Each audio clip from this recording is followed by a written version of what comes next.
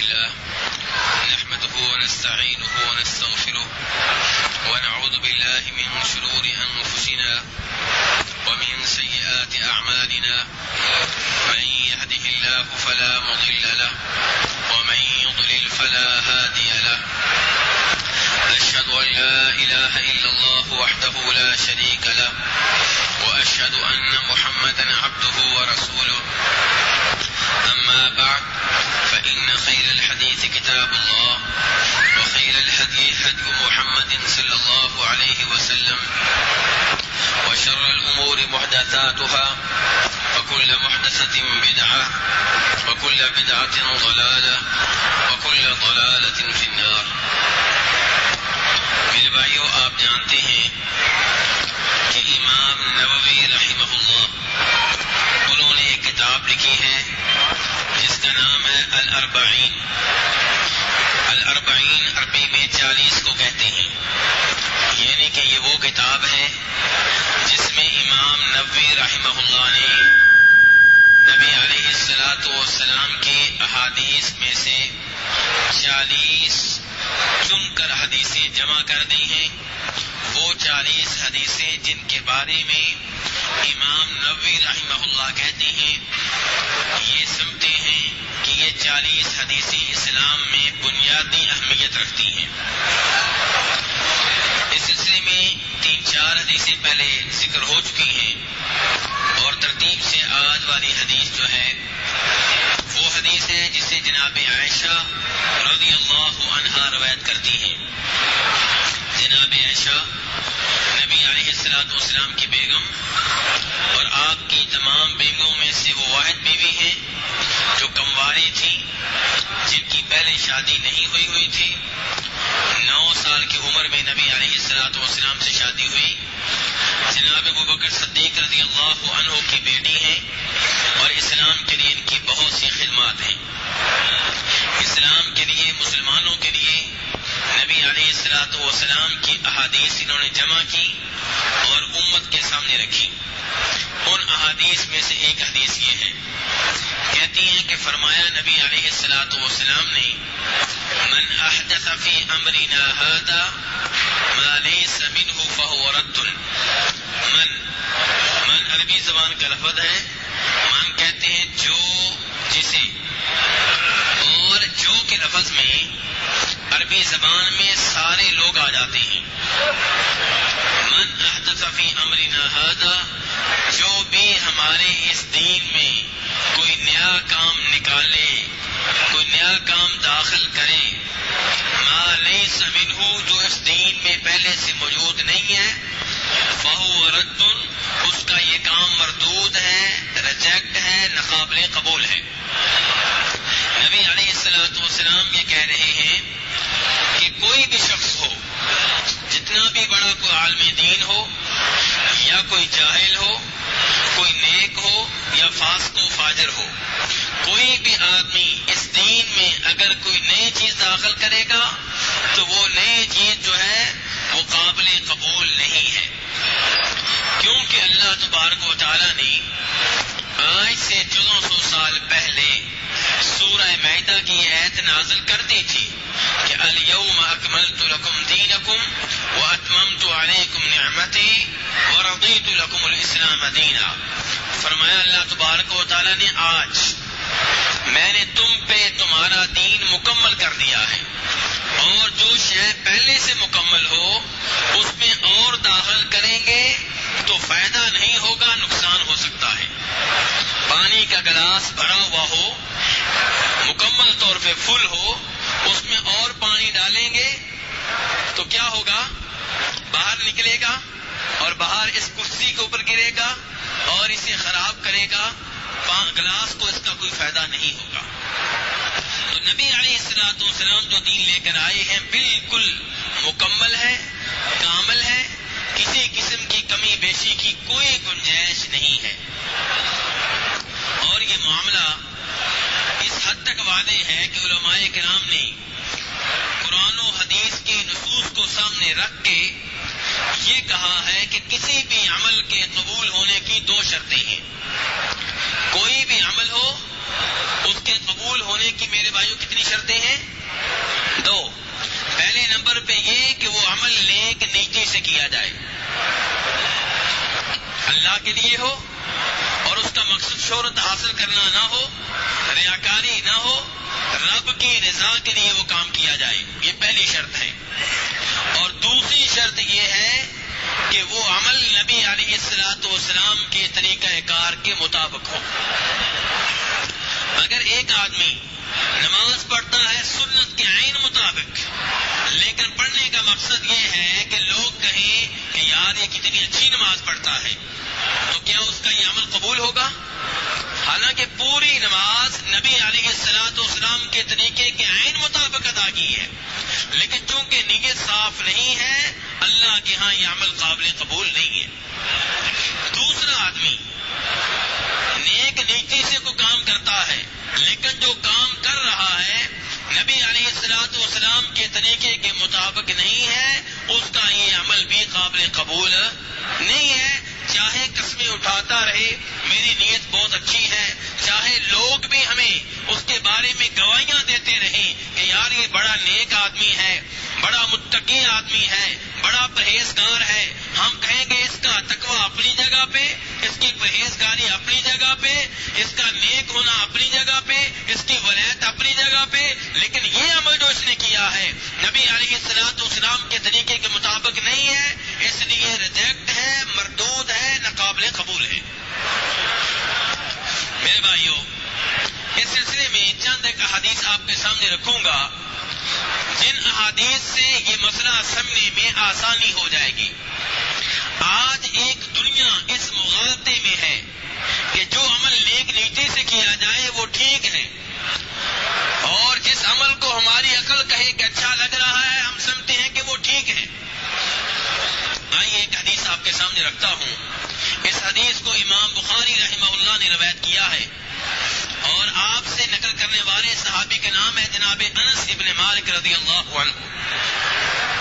کہتے ہیں کہ نبی علیہ الصلوۃ والسلام کے 3 صحابی جمع ہوئے اور آپس میں انہوں نے مشورہ کیا کہ نبی علیہ الصلوۃ والسلام کی عبادت کے بارے میں معلوم کرنا چاہیے کہ آپ کتنی عبادت کرتے ہیں۔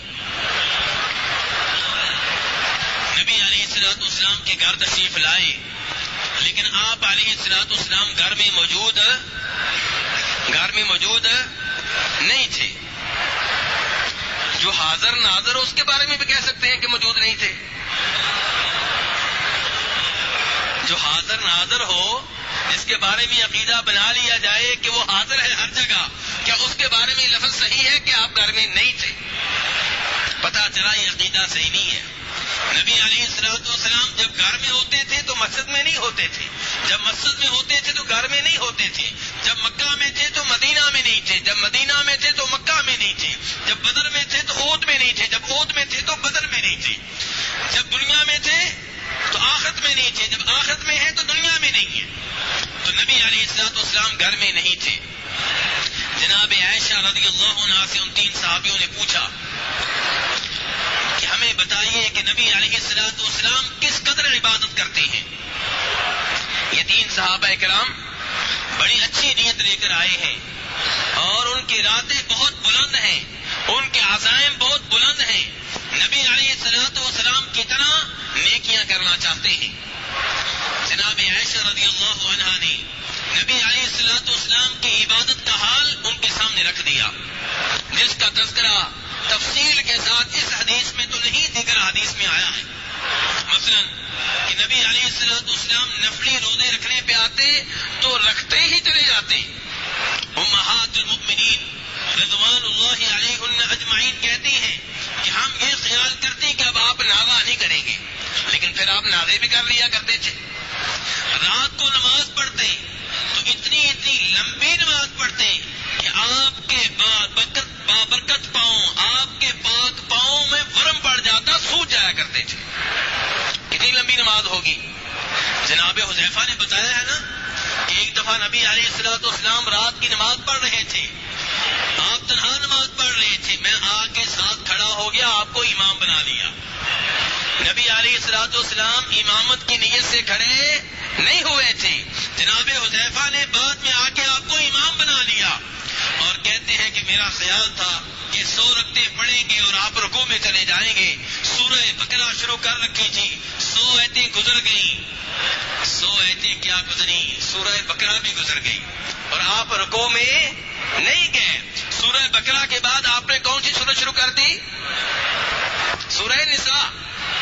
سورہ نساء, سورہ نساء بھی ختم ہو گئی, آپ رکوع میں نہیں گئے. اس کے بعد شروع کر دی سورہ آل عمران. یہاں یہ بھی پتا چلا کہ نماز میں سورتوں کی ترتیب آگے پیچھے ہو سکتی ہے, اس کی وجہ سے نماز خراب نہیں ہوتی, فاسد نہیں ہوتی, مکروہ نہیں ہوتی. نبی علیہ الصلوۃ والسلام نے پہلے سورہ بقرہ پڑھی, پھر نساء پڑھی, پھر آل عمران پڑھی. کتنے سپارے ہو گئے؟ 5.25 سپارے. کتنی رکعتوں میں؟ 1 رکعت میں. یہ حال ہے نبی علیہ الصلوۃ والسلام کی عبادت کا. اور یہ تو آپ جانتے ہی ہیں کہ نبی علیہ الصلوۃ والسلام صدقہ خیرات کرنے پہ آتے تو ایک آدمی کو 100 بکریاں دے دیا کرتے. جناب عبداللہ ابن عباس فرماتے ہیں کہ رمضان کے آخری عشرے میں آپ کی سخاوت کا یہ حال ہوتا کہ تیز آندھی سے زیادہ تیز رفتاری کے ساتھ اللہ کی راہ میں خرچ کیا کرتے تھے. یہ ساری معلومات جب ان 3 صحابہ کرام نے سنی تو آپس میں الگ ہو کے بیٹھ کے مشورہ کر کے کہنے لگے کہ نبی علیہ الصلوۃ والسلام جو نبی ہیں, رسول ہیں, جنتی ہیں, بخشے بخشائے ہیں, جب آپ کی عبادت کا یہ حال ہے تو ہم تو گنہگار, ہمیں تو پھر بہت زیادہ بات کرنی چاہیے. اب ایک صحابی کہنے لگے کہ میں روزانہ نفلی روزہ رکھا کروں گا, کبھی بھی ناغا نہیں کروں گا. نفلی روزہ روزانہ رکھا کروں گا, ناغا نہیں کروں گا. ہاں جی میرے بھائیو, حدیث بھی مکمل کروں گا, پہلے آپ کا تبصرہ سننا چاہوں گا. یہ عزم کیسا لگا آپ کو کہ روزانہ روزہ ہوگا, کوئی ناغا نہیں ہوگا؟ نیت صاف ہے کہ غلط ہے؟ صاف ہے. اور اس کے اوپر میں اور آپ ہوتے تو شاید انہیں کوئی نہ کوئی تمغہ بھی دے دیتے, لیکن ابھی حدیث مکمل کیجیے. دوسرے صحابی کہنے لگے میں مغرب سے لے کر فجر طلوع ہونے تک پوری رات سویا نہیں کروں گا, رب العالمین کی عبادت میں پوری رات گزارا کروں گا. تیسرا کہنے لگا میں شادی نہیں کروں گا. کیوں بھائی شادی کیوں نہیں کرو گے؟ میرے بھائیو, اس لیے کہ آپ جانتے ہیں شادی سے ہی مسائل پیدا ہوتے ہیں. شادی کی وجہ سے پہلے شادی کرنے کے لیے, مکان بنانے کے لیے, ولیمہ کرنے کے لیے, حق مہر ادا کرنے کے لیے محنت کرنا پڑتی ہے, دنیا کمانا پڑتی ہے, مارکیٹ میں جانا پڑتا ہے, اور اس میں کئی دفعہ غلط کام ہوتے ہیں, کئی دفعہ صحیح ہوتے ہیں. صحیح بھی ہو تو کم از کم وہ وقت اللہ کی عبادت میں نہیں گزرتا بلکہ کاروبار میں گزرتا ہے.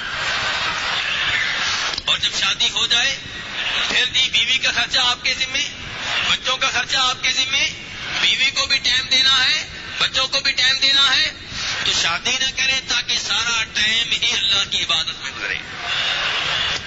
ان 3 صحابہ کرام نے ان عزائم کا اظہار کیا اور آپس میں وعدے کر کے مسجد نبی سے چل نکلے.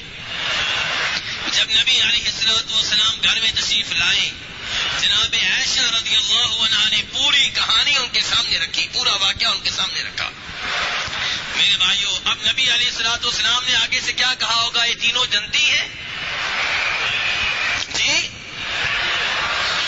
کوئی تمغہ دیا ہوگا, شاباش دی ہوگی, خراج تحسین پیش کیا ہوگا.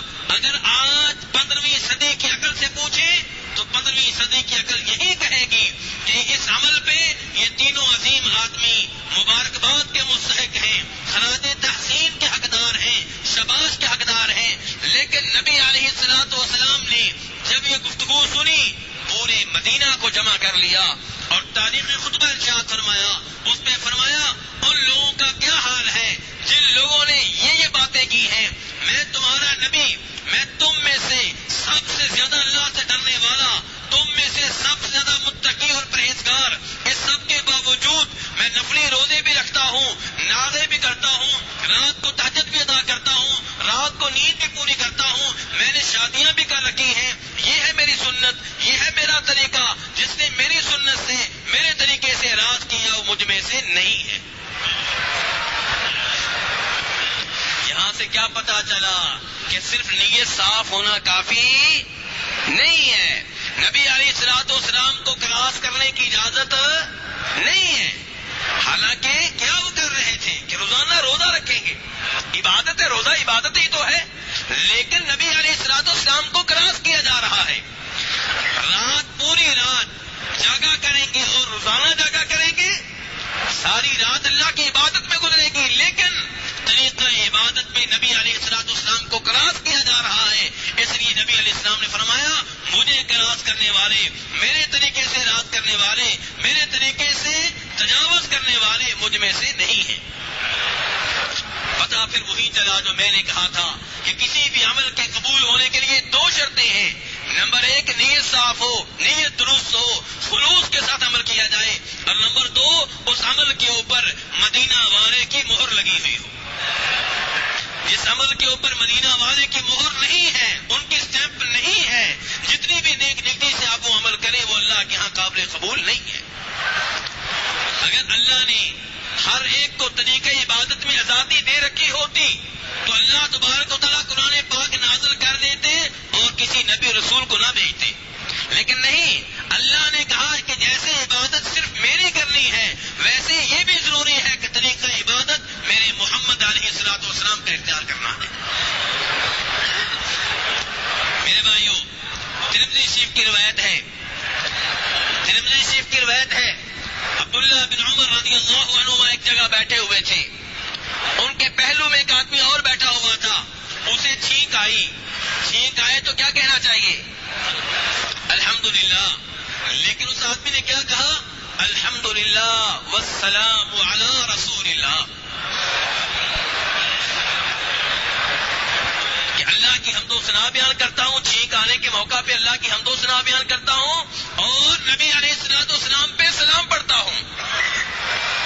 نبی علیہ الصلوۃ والسلام پہ سلام پڑھنا کیسا ہے میرے بھائیوں؟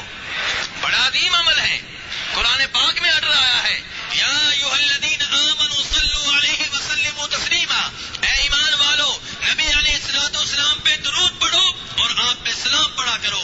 لیکن چھینکیں نبی علیہ الصلوۃ والسلام کے زمانے میں نبی علیہ السلام کو بھی آتی رہی، صحابہ کرام کو بھی آتی رہی. وہ الحمدللہ کہتے رہے، انہیں نہ الحمدللہ کے علاوہ کچھ سکھایا گیا، نہ اس کے علاوہ انہوں نے کچھ کہا. اور جب نبی علیہ الصلوۃ والسلام کا زمانہ گزر گیا، صحابی کے پہلو میں بیٹھا ہوا آدمی اسے چھینک آئی، اس نے الحمدللہ والسلام علی رسول اللہ کہا. عبداللہ بن عمر نے شاباش نہیں دی، حوصلہ افزائی نہیں کہی، بلکہ یہ کہا دیکھو یہ کلمات مجھے بھی کہنے آتے ہیں، لیکن مدینہ والے نے اس موقع پہ ہمیں یہ نہیں سکھایا، آپ نے ہمیں اس موقع پہ صرف الحمدللہ کہنا سکھایا. اسی لیے کہتے ہیں کہ اذان ان کلمات سے شروع کرو جن کلمات سے جناب بلال شروع کیا کرتے تھے. ان کی اذان کس کلمے سے شروع ہوتی تھی؟ اللہ اکبر سے شروع ہوتی تھی. کس کلمے پہ ختم ہوتی تھی؟ لا الہ الا اللہ پہ. اگر آج کو آدمی کہے کہ لا الہ الا اللہ اچھا کلمہ ہے لیکن اس میں تھوڑا سا اضافہ کر لیں، کیا اضافہ؟ لا الہ الا اللہ محمد رسول اللہ، تو ساتھیوں بتائیے یہ اذان کیسی ہوگی؟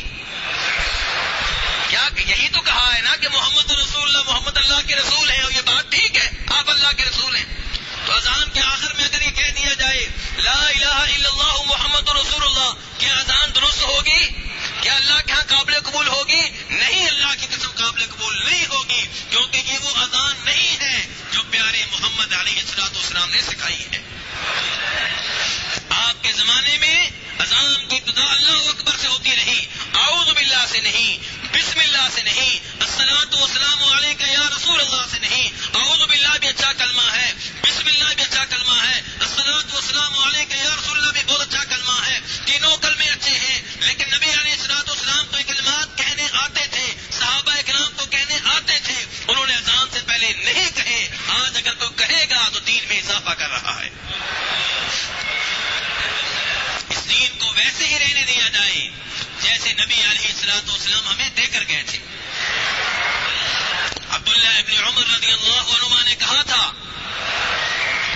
کل بدعۃ ضلالہ، کہ ہر بدعت گمراہی ہے. کون کہہ رہے ہیں؟ عبداللہ بن عمر کہہ رہے کل بدعۃ وَإِن رَآهَا النَّاسُ حَسَنًا، اگرچہ لوگ اسے بدعت حسنہ سمجھیں.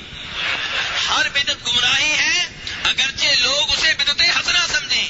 اس روایت کو امام محمد بن نصر المروزی نے اپنی کتاب السنہ میں روایت کیا ہے.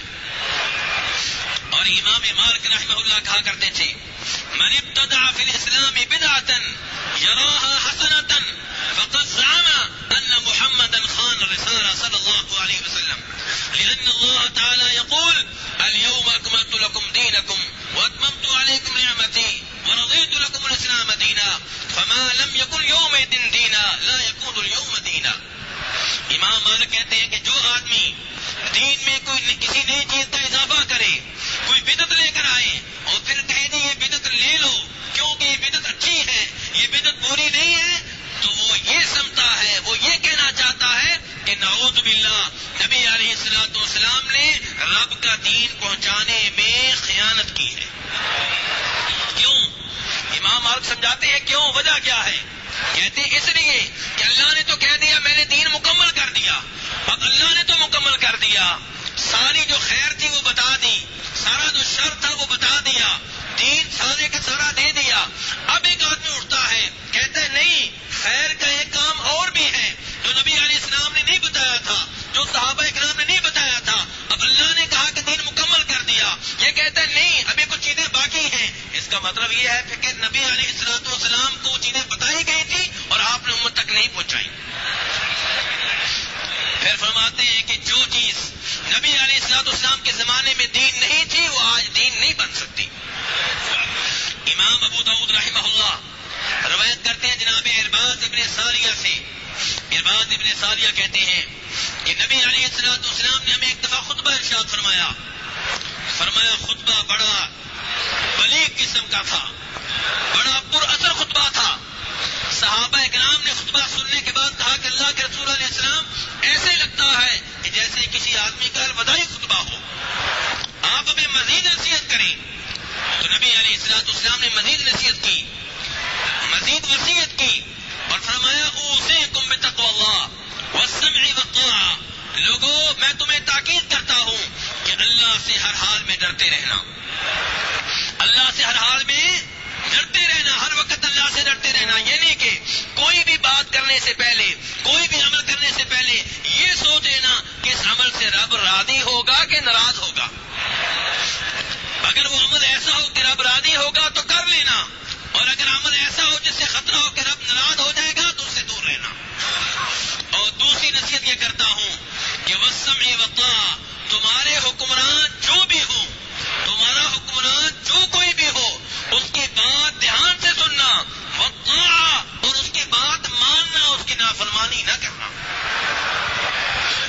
دوسری حدیث میں آپ نے فرمایا ہے کہ جب حکم کو ایسا ملے جو شریعت کے خلاف ہو تو وہ نہیں مانا جائے گا.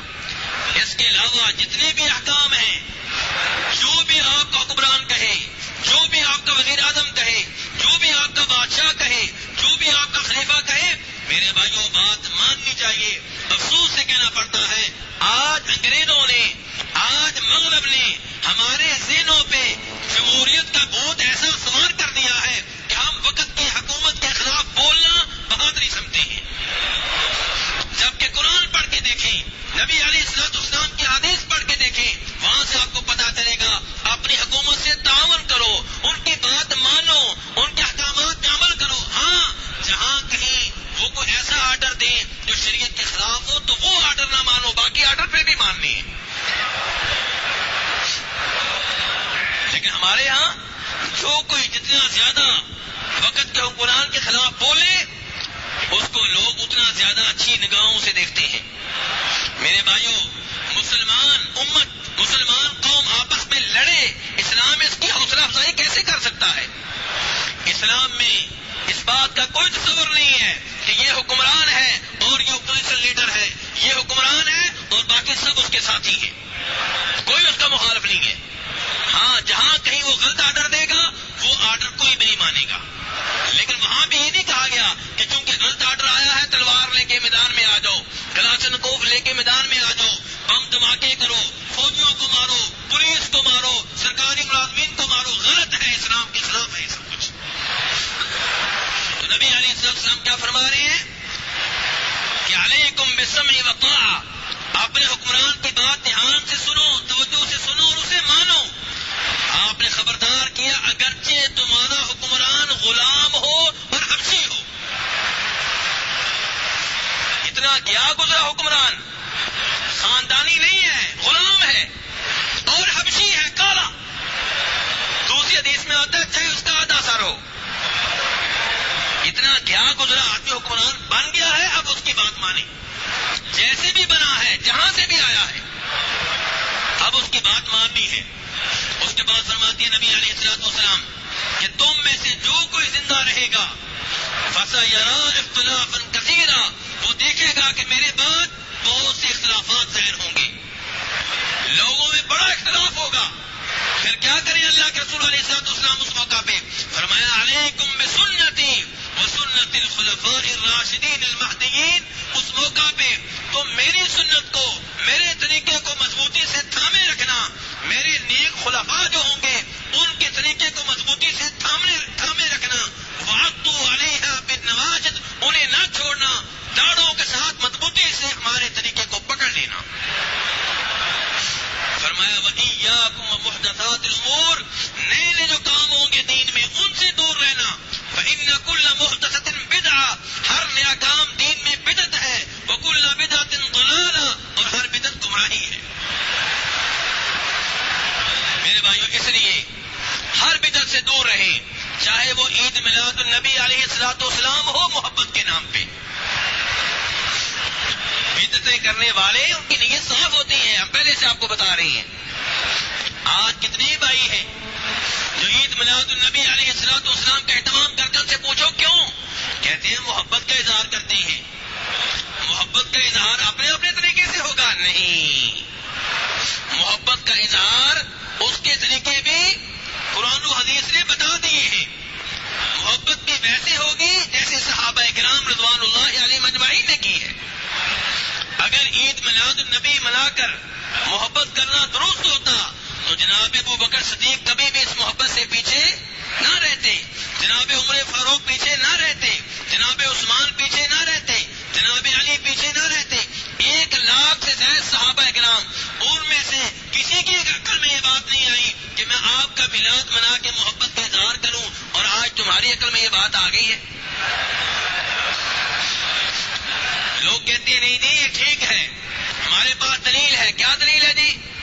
کہتے ہیں کہ جب نبی علیہ السلام مدینہ میں آئے تھے مکہ سے ہجرت کر کے، مدینہ والوں نے آپ کا استقبال کیا تھا، بڑے خوش ہوئے تھے، بڑے بھی، بچے بھی، عورتیں بھی، بلکہ انہوں نے کہا تھا جاء نبی اللہ، جاء نبی اللہ، اللہ کے نبی آ گئے، اللہ کے نبی آ گئے.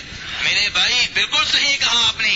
جب نبی علیہ السلام مدینہ میں آئے انہوں نے خوشی کا اظہار کیا، انہوں نے آپ کا استقبال کیا، سب کچھ ہوا. لیکن مجھے یہ تو بتاؤ کہ آئندہ سال اسی دن اس کا میلاد انہوں نے منایا؟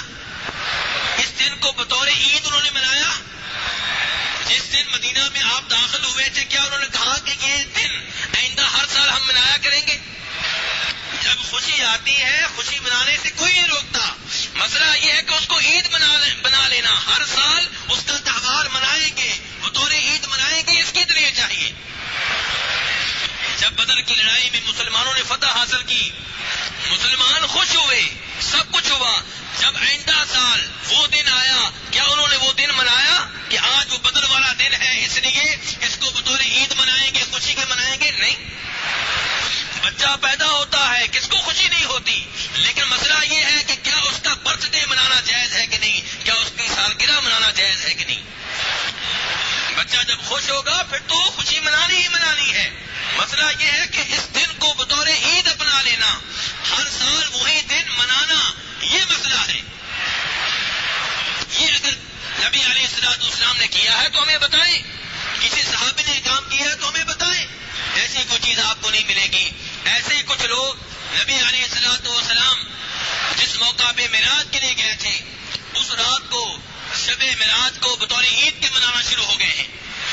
حالانکہ صحیح بات یہ ہے کہ کس دن آپ گئے وہ تاریخ معلوم نہیں ہو سکی، صحابہ کرام نے وہ تاریخ نہیں بتائی، اور اگر انہوں نے اس تاریخ کو بطور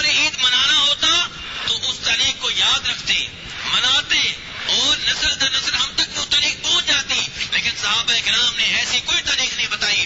انہوں نے معراج کا واقعہ بتایا، معراج کی حدیث بتائی، کیسے آپ گئے یہ بتایا، وہاں پہ کیا ہوا یہ بتایا، ساری نشانیاں بتائیں، لیکن تاریخ نہیں بتائی، دن نہیں بتایا.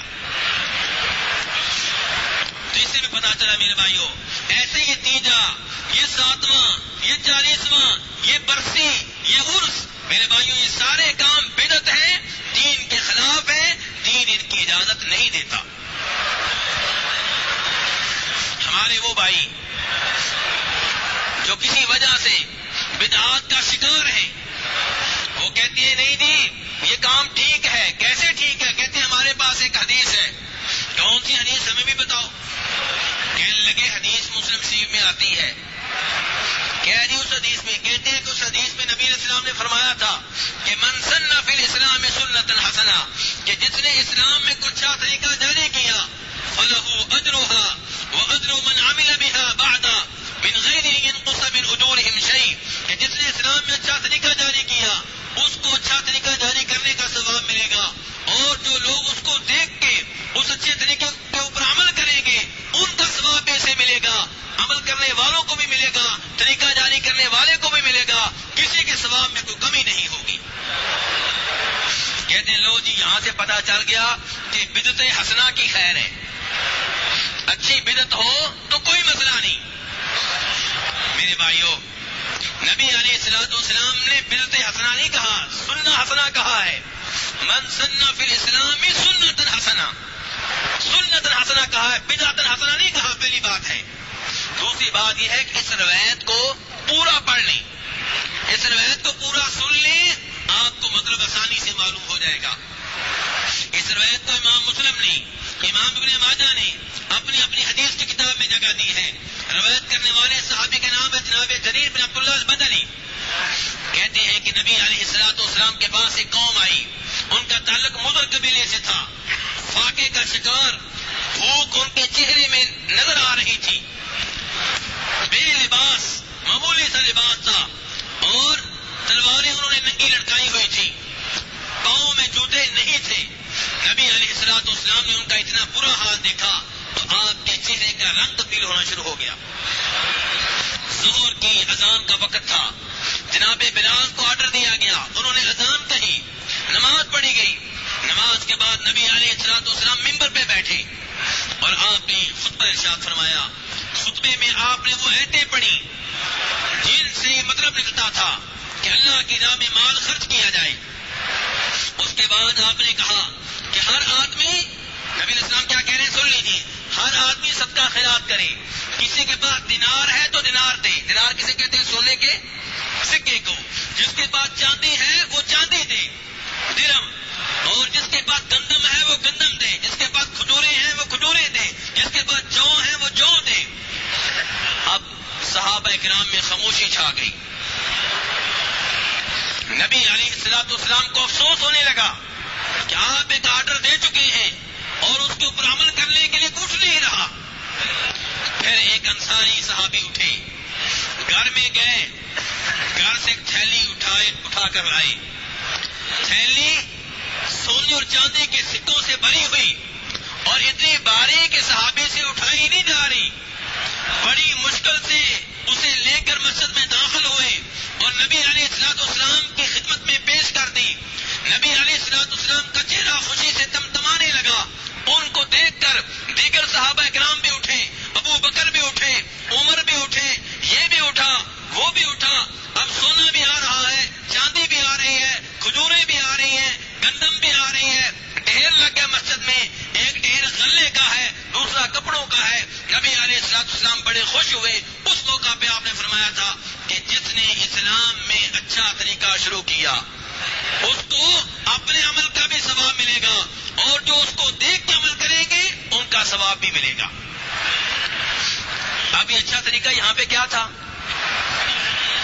جو سب سے پہلے کام کیا تھا وہ اسلام میں پہلی دفعہ ہوا تھا کہ پہلے سے آیتیں حدیثیں موجود تھی صدقہ خیرات کی. پہلے سے آیتیں بھی موجود تھی، حدیثیں بھی موجود تھی. اس موقع پہ بھی نبی علیہ السلام نے پہلے تبلیغ کی ہے صدقہ خیرات کرو. پھر وہ صحابی سب سے پہلے اٹھا ہے. تو اس سے پتہ چلا اس حدیث کا مطلب یہ ہے کہ وہ عبادت، وہ طریقہ عبادت جو اسلام میں موجود ہے، کسی گاؤں میں، کسی قبیلے میں، کسی شہر میں، جو آدمی سب سے پہلے اس کو رواج دے گا، اسے اپنائے گا، اس کو دیکھ کے جب دوسرے لوگ وہی نیکی کریں گے تو اس کو اپنا بھی ثواب ملے گا، ان کا ثواب بھی ملے گا. یہ نہیں کہ کوئی بدعت نکال کر لے آئے، اس کا مطلب یہ نہیں ہے. مثلا کسی گاؤں میں مسجد نہیں ہے، ایک آدمی سب سے پہلے اٹھتا ہے، کہتا ہے جی میں اللہ کی راہ میں اتنا دے رہا ہوں مسجد بنانے کے لیے، آپ بھی دیں. اب اس کو دیکھ کے دوسرے لوگ بھی دے رہے ہیں، مسجد بن گئی ہے. جتنے لوگوں نے بھی اللہ کی راہ میں مال دیا، مسجد بنانے میں حصہ لیا، اس پہلے آدمی کو اپنا بھی ثواب ملے گا، ان کا ثواب بھی ملے گا. اس کا مطلب یہ نہیں ہے کہ آپ کہیں کہ بدعت شروع کر دیں، نہیں. وہی سنت جو اسلام سے ثابت ہے، جو سب سے پہلے کرے گا اس کو اپنا بھی ثواب ملے گا، دوسروں کے عمل کا بھی ثواب ملے گا. تو میرے بھائیوں، آج کے درس کی یہ حدیث بڑی عظیم حدیث ہے کہ من احدث فی امرنا ھذا ما لیس منہ فہو رد.